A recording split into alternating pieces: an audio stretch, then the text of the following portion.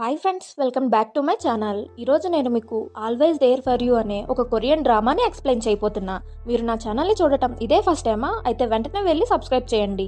And ఇంకా స్టోరీలోకి వెళ్ళిపోదాం. మూవీ స్టార్టింగ్ లో హీరోయిన్ జియాంగ్ ని చూపిస్తారు. ఈరోజు ఆమె పెళ్లి అండ్ తను తన ఫియాన్సే రింగ్స్ ని మార్చుకుంటూ ఉంటారు. బట్ తన ఫియాన్సే ఆమె పేరుకు బదులుగా ఇంకొక అమ్మాయి పేరుని చెప్తాడు. దీంతో మన హీరోయిన్ తన ఫియాన్సే ఆమెని చీట్ చేశాడనే విషయాన్ని అర్థం చేసుకుని అతన్ని కొట్టి ఆ పెళ్లిని ఆపేస్తుంది. అండ్ తర్వాత ఆమె అక్కడి నుండి వచ్చి చూస్తే పక్కన వెన్యూలో ఇంకెవరితో మ్యారేజ్ అవుతూ ఉంటుంది. సో ఆమె అక్కడికి ఒక గెస్ట్ లాగా వెళ్ళి కూర్చుంటుంది. అండ్ ఆ పెళ్లిలోని కపుల్స్ ఇద్దరు చాలా హ్యాపీగా ఉంటుంటారు. ఇది చూసిన మన హీరోయిన్ అందరి లైఫ్ బాగానే ఉంది, బట్ నా లవ్ స్టోరీ మాత్రమే ఇలా ఫ్లాప్ అయిందని బాధపడుతూ ఉంటుంది. బట్ సర్ప్రైజింగ్లీ అక్కడికి ఒక అతను వచ్చి, నేను పెళ్లి కూతురు యొక్క బాయ్ ఫ్రెండ్ ని, మేమిద్దరం ప్రేమించుకుంటున్నామని చెప్పి ఆ పెళ్లిని ఆపి ఆమెను అక్కడి నుండి తీసుకుని వెళ్ళిపోతాడు. దీనివల్ల ఆ పెళ్లి కొడుకు మోకో అండ్ అక్కడికి వచ్చిన అతిథులందరూ షాక్ లో ఉండిపోతారు. మన హీరోయిన్ అప్పటికే ఫుల్ గా డ్రింక్ చేసి ఉంటుంది. సో ఆమె ఈ అవకాశాన్ని యూజ్ చేసుకుందామని హీరో దగ్గరికి వెళ్లి, నేను నిన్ను చాలా కాలంగా ప్రేమిస్తున్నా, నీ పెళ్లి చూడ్డానికే ఇక్కడికి వచ్చానని అబద్ధం చెప్పి అతనికి అందరి ముందు ప్రపోజ్ చేస్తుంది. మోకోకి ఈ జియాంగ్ ఎవరనేది తెలీదు. సో అతను కొంచెం ఆలోచిస్తూ ఉంటాడు. బట్ మన హీరోయిన్ ఒక స్టెప్ ముందుకు వేసి, మోకో నా ప్రపోజల్ ని ఓకే చేశాడని మైక్ లో అందరికి అనౌన్స్ చేస్తుంది. యాక్చువల్ గా మన హీరోకి పెళ్ళంటే ఇష్టం ఉండదు. బట్ తన ఫ్రెండే అతన్ని ఒప్పించి దీనిని అరేంజ్ చేసుంటాడు. బట్ ఆ పెళ్లి కూతురు అతని బాయ్ ఫ్రెండ్ తో వెళ్లిపోయింది. ఇంకా వేరే దారి లేని మన హీరో హీరోయిన్ ని పెళ్లి చేసుకుంటాడు. ఈ సెరమనీ కంప్లీట్ అయ్యాక మన హీరో హీరోయిన్ ఇద్దరు రూమ్ కి వెళ్తారు. అండ్ మన హీరో హీరోయిన్ కి 2 గిఫ్ట్ ని చూపించి, నీకు వెడ్డింగ్ గిఫ్ట్ గా ఏది కావాలో సెలెక్ట్ చేసుకో అంటాడు. దీని తర్వాత మన హీరో హీరోయిన్ ని కిస్ చేయాలనుకుంటాడు. కానీ ఇదే టైంలో అతనికి ఒక అర్జెంట్ కాల్ వచ్చుంటుంది. ఆ కాల్ ని బ్యాంక్ వాళ్ళు చేసుంటారు. మన హీరోయిన్ హీరో యొక్క మాటల్ని సీక్రెట్ గా విని మన హీరోకి ఫైనాన్షియల్ ట్రబుల్స్ ఉన్నాయని అనుకుంటుంది. బట్ రియాలిటీలో మన హీరోనే ఆ బ్యాంక్ కి అప్పిస్తున్నాడు. తర్వాత మన జియోన్ తన హస్బెండ్ మోకో యొక్క ఆఫీస్ లోనే పనిచేస్తూ ఉంటుంది. బట్ అక్కడ ఉన్న మేనేజర్ సాకి ఆమెతో చాలా పని చేయించి డబ్బులు మాత్రం ఇవ్వకుండా ఏడిపిస్తూ ఉంటుంది. అలా ఒకరోజు సాకి మన మోకో దగ్గరికి వెళ్లి జియాంగ్ సరిగ్గా పనిచేయట్లేదని కంప్లైంట్ చేస్తుంది. బట్ మన మోకో ఆమె మాటలను పట్టించుకోకుండా జియాంగ్ ని పొగుడుతాడు. దీనివల్ల జలసీగా ఫీల్ అయిన ఆమె, రేపు ఒక లైవ్ బ్రాడ్కాస్ట్ ఉంది, నువ్వు దానికి స్క్రిప్ట్ రెడీ చేసుకుని లైవ్ లో పర్ఫామ్ చేయాలని మన హీరోయిన్ తో చెప్తుంది. సో జియాంగ్ కూడా దానికి తగినట్టుగానే స్క్రిప్ట్ ని రెడీ చేసుకుని చాలా సేపు ప్రాక్టీస్ చేస్తుంది. దీనివల్ల అలసిపోయిన ఆమె తన డెస్క్ దగ్గరే నిద్రపోతుంటుంది. ఈ టైంలో సాకి అక్కడకు వచ్చి ఆమె రెడీ చేసుకున్న ఆ స్క్రిప్ట్ ని చింపేస్తుంది. Next day morning live broadcast కి అన్నింటినీ రెడీ చేసుంటారు. బట్ మన హీరోయిన్ తను రెడీ చేసిన స్క్రిప్ట్ చిరిగిపోయి ఉండటాన్ని చూసి కంగారు పడుతూ ఉంటుంది. ఇప్పుడు అక్కడికి సాకి మన హీరోతో పాటు వచ్చుంటుంది. అండ్ మన హీరోయిన్ ఒక లేజీ పర్సన్ అని, తనకి ఈ బిజినెస్ పైన అసలు కేరే లేదని తిడుతుంటుంది. కానీ మన హీరోయిన్ ఆ స్క్రిప్ట్ ని వదిలేసి తన ఓన్ టాలెంట్ తో ఆ లైవ్ ని కంప్లీట్ చేస్తుంది. అండ్ అది కూడా మంచి రెస్పాన్స్ వచ్చుంటుంది. ఆ రోజు ఈవినింగ్ మన జియాంగ్ హీరో తనని పిక్ చేసుకోవడానికి వస్తాడని వెయిట్ చేస్తూ ఉంటుంది. బట్ ఇదే టైంలో సాకి కూడా ఇంటికి వెళ్లకుండా మన హీరో కోసమే వెయిట్ చేస్తూ, మోకో నిన్ను కాదు నన్నే తీసుకెళ్తాడని ఆమెతో ఛాలెంజ్ చేస్తుంటుంది. ఇప్పుడు అక్కడికి మోకో కార్ తీసుకుని వచ్చుంటాడు. అతను ఇలా రాగానే సాకి అతని దగ్గరకు వెళ్లి, ప్లీజ్ నన్ను ఇంటి దగ్గర డ్రాప్ చేయవా అని అడుగుతుంది. బట్ అతను మాత్రం, నేను నీకోసం రాలేదు, నేను నా వైఫ్ ని తీసుకెళ్ళడానికి వచ్చా అని తన వైఫ్ ని చూపిస్తూ ఆమె కోసం కార్ డోర్ ని ఓపెన్ చేస్తాడు. దీంతో మన హీరోయిన్ నాకే ఇంపార్టెన్స్ ఇస్తున్నాడని వెళ్లి కార్ లో కూర్చుంటుంది. తర్వాత వాళ్ళిద్దరూ అక్కడి నుండి వెళ్లిపోతారు. ఇది చూసిన సాకి బాగా జలసీగా ఫీల్ అవుతుంది. తర్వాత సీన్ లో మన జియాంగ్ వాళ్ళ ఫ్యామిలీ మెంబర్స్ తో కలిపి ఒక హోటల్ కి వెళ్తుంది. అండ్ అక్కడికి ఆమె కజిన్ లీలా తన హస్బెండ్ తో కలిపి వచ్చుంటుంది. బట్ ఆ హోటల్ మేనేజ్మెంట్ రూమ్స్ ఏవి ఖాళీ లేవని చెప్తుంటారు. కానీ ఆ హోటల్ మేనేజర్ మన జియాంగ్ ని గుర్తుపట్టి ఆమె ఒక బిజినెస్ మ్యాన్ యొక్క వైఫ్ అని వాళ్ళకి విఐపి రూమ్ ని ఇస్తాడు. ఇది చూసిన లీలా, నా హస్బెండ్ ఒక బిజినెస్ పర్సన్ కదా, సో అందుకోసమే వాళ్ళు ఈ విఐపి రూమ్ ని ఇచ్చారని అందరితో చాలా గొప్పగా చెప్తుంటుంది. బట్ జియాంగ్ ఆమెకి అసలు నిజాన్ని చెప్పాలనుకుంటుంది. కానీ ఆమె అస్సలు పట్టించుకోదు.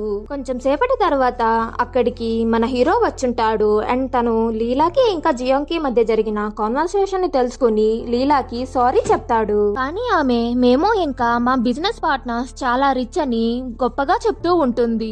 ఇది విన్న మన హీరో బయటికి వచ్చి ఎవరికో కాల్ చేసి మాట్లాడుతూ ఉంటాడు. అండ్ వెంటనే లీలా యొక్క హస్బెండ్ కి ఒక కాల్ వస్తుంది. అదేంటంటే వాళ్ళ కంపెనీ యొక్క మెయిన్ ఇన్వెస్టర్స్ లో ఒక అతను వాళ్ళ కాంట్రాక్ట్ ని క్యాన్సిల్ చేశాడని, ఇంకా అతనికి వాళ్ళ ఇన్వెస్టర్స్ ఎవరో కాదు మోకో అనే విషయం అర్థమవుతుంది. సో అతను వెంటనే మోకోని తన వైఫ్ తరపున సారీ అడుగుతాడు. బట్ మన హీరో నేను ఆల్రెడీ డెసిషన్ తీసేసుకున్నా, ఇంకా ఈ కాంట్రాక్ట్ ని నేను క్యాన్సిల్ చేసేస్తున్నా అని చెప్పి అక్కడి నుండి జియాన్ ని తీసుకుని వచ్చేస్తాడు.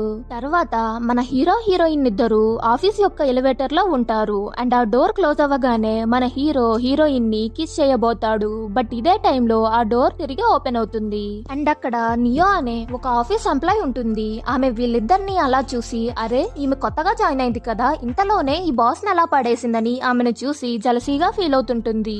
తరువాత ఈ నియో పొట్టిగా ఉన్న ఒక స్కర్ట్ వేసుకుని మన హీరో దగ్గరికి వచ్చి అతనితో ఫ్లర్ట్ చేస్తూ ఉంటుంది.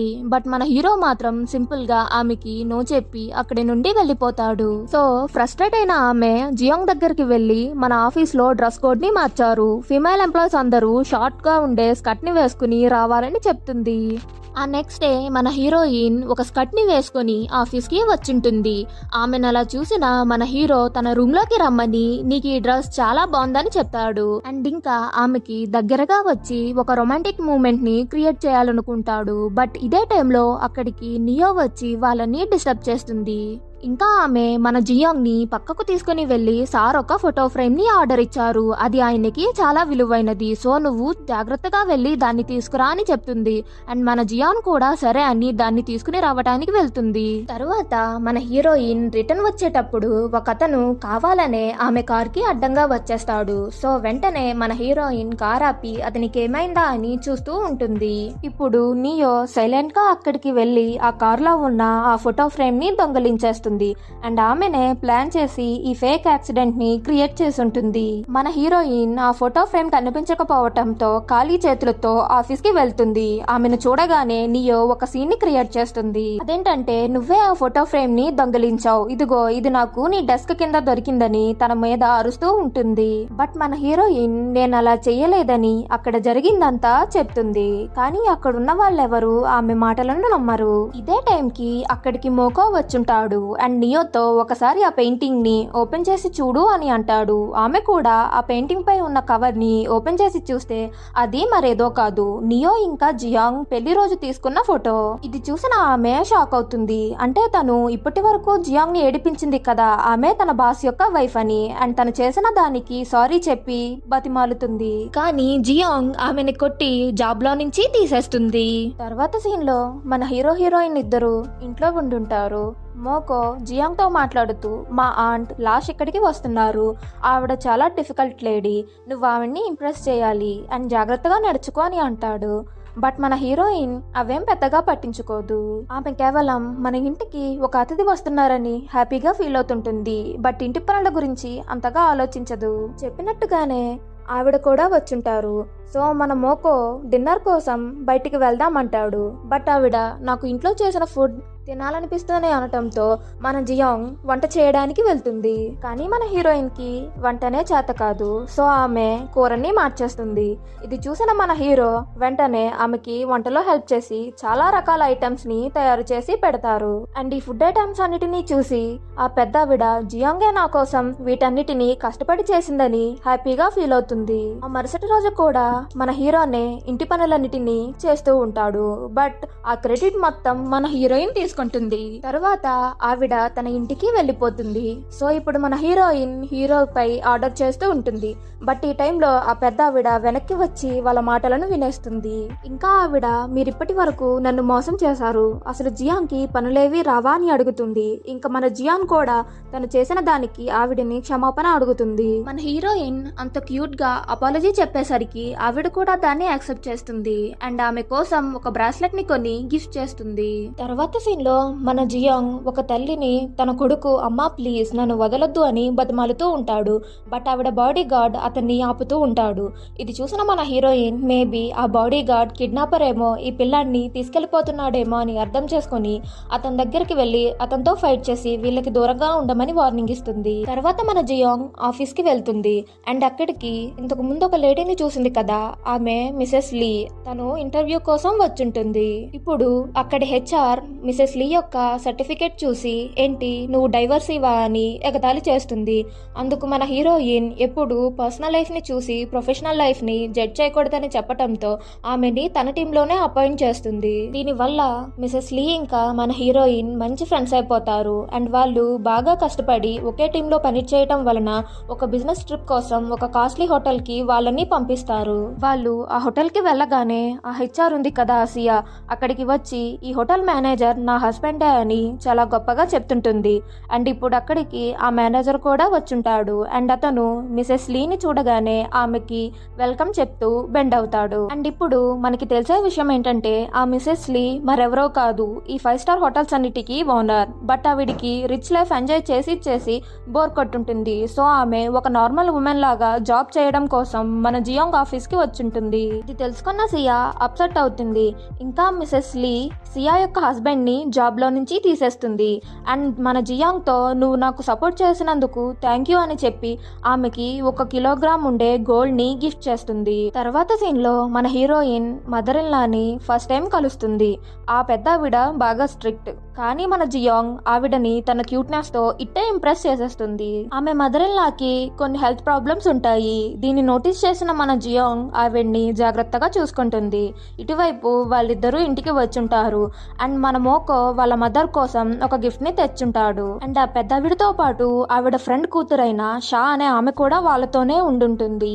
ఆమె మన హీరోయిన్ ని ప్రతిదానికి అవమానిస్తూ ఉంటుంది. అండ్ మోకోతో ఫ్లర్ట్ చేస్తూ ఉంటుంది. ఇది గమనించిన వాళ్ళ మదర్ ఆమెని అక్కడి నుండి పంపించేస్తుంటుంది. అందుకు ఆ షా జియాంగ్ కంటే మోకోకి నేనే పర్ఫెక్ట్ అని చెప్తుంటుంది. అందుకు వాళ్ళ మదర్ ఇన్లా లేదు, నా కోడలు చాలా మంచిది, నన్ను నా కొడుకుని బాగా చూసుకుంటుంది, నువ్వు ఇక్కడి నుండి వెళ్ళొచ్చని ఆమెతో చెప్పేస్తుంది. తర్వాత సీన్ లో జియాంగ్ ఒక రెస్టారెంట్ బయట తన పాత ఫ్రెండ్ షెల్ ని చూస్తుంది. ఆమె దగ్గరకు వెళ్లి కలుసుకుని తర్వాత వాళ్ళిద్దరూ డిన్నర్ చేయడానికి కూర్చుంటారు. ఆ షెల్ మన జియాంగ్ ఇంకా పూర్గానే ఉందనుకుంటుంది. తను ఇంకా డెవలప్ అవ్వలేదేమో అని అనుకుంటూ ఉంటుంది. తర్వాత వాళ్ళిద్దరూ ఫుడ్ ఆర్డర్ చేసుకుని తిన్న తర్వాత మన జియాంగే బిల్ ని పే చేస్తుంది. తర్వాత మన హీరోయిన్ తన కంపెనీ తరపున ఒక మీటింగ్ కి అటెండ్ అవుతుంది. అండ్ అవతలి కంపెనీ తరపున వచ్చింది మరెవరో కాదు, తన ఫ్రెండ్ అయిన షెల్లే. వీళ్ళిద్దరూ ఒకరినొకరు చూసుకుని బాగా సర్ప్రైజ్ అవుతారు. తర్వాత మన హీరోయిన్ వాళ్ళిద్దరి ఫ్రెండ్స్ తో మాట్లాడుతూ ఉంటుంది. అదేంటంటే నేను మోకోని అన్ఎక్స్పెక్టెడ్ గా పెళ్లి చేసుకున్నా, అతనికి కూడా ఈ పెళ్లి ఒక సర్ప్రైజే. బట్ మేమిద్దరం మా లైఫ్ ని ఇంకా స్టార్ట్ చేయలేదు, నాకు అతనంటే ఇష్టమని చెప్తుంటుంది. అందుకు వాళ్ళ ఫ్రెండ్ లో ఒకడు లేదు, నీ లవ్ ని మోకోకి ఎక్స్ప్రెస్ చేయి, మేబీ మోకో కూడా నిన్ను లవ్ చేస్తూ ఉండొచ్చు కదా అని ఆమెను చీరప్ చేస్తాడు. ఇదే టైంలో అక్కడికి మోకో వచ్చుంటాడు. అండ్ మన హీరోయిన్ కి ఒక ఆల్బమ్ ని ఇస్తాడు. అందులో వాళ్ళు ఇప్పటి వరకు దిగిన ఫొటోస్ అన్ని ఉంటాయి. అండ్ ఇప్పుడు మన హీరోయిన్ కోసం ఒక స్పీచ్ ఇస్తాడు. అదేంటంటే మన పెళ్లి అన్ఎక్స్పెక్టెడ్ గా జరిగిన నాకు నీ మీద లవ్ ప్రారంభమైంది, నాకు నీ మాటలు, నీ పనులు, నీ క్యూట్నెస్ అన్నీ ఇష్టం, ఈవెన్ నువ్వు పడుకునే పద్ధతి కూడా నాకు చాలా ఇష్టమని ఆమెకు లవ్లీగా ప్రపోజ్ చేస్తాడు. ఇది చూసిన రెస్టారెంట్ వాళ్ళందరూ వాళ్ళ కోసం క్లాప్స్ చేస్తారు. ఈ ప్రపోజల్ ని మన హీరోయిన్ కూడా యాక్సెప్ట్ చేస్తుంది. ఇంకా ఫైనల్ సీన్ లో వాళ్ళిద్దరూ మరి ఒకసారి మనస్ఫూర్తిగా పెళ్లి చేసుకున్నట్లు చూపించటంతో ఈ సిరీస్ అనేది ఎండ్ అయిపోతుంది.